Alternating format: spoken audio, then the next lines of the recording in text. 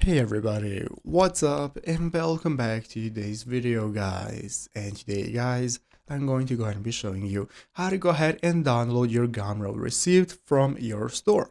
This is a very simple thing to do, so make sure to watch this quick and easy video till the very end, follow my steps correctly, so you can make sure this works the same for you and you can do this yourself.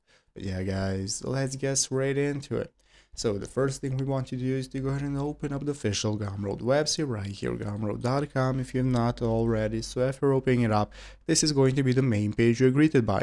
From this home page, the first thing we can do is go ahead and log into our account. So in the upper right corner, if you do not already have an account, you can just go and create one. If you have one, you can just go and log in normally. So after logging in, this is going to be the main page you're greeted by.